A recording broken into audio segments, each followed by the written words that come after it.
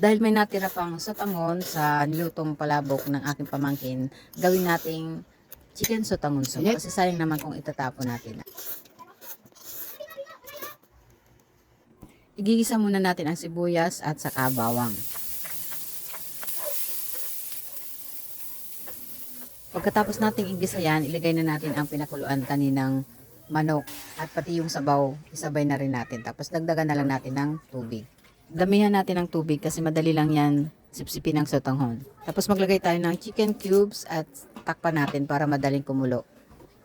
Kapag kumulo na, ilagay na natin ang bagu beans, carrots at saka ang repolyo. Tapos susunod na natin ang sotanghon.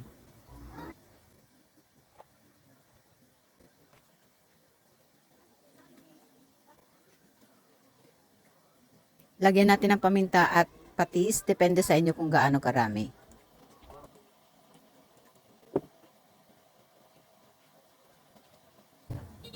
Tikman natin kung okay na, tapos i-turn off na natin ang apoy para wag ma-overcook ang mga gulay.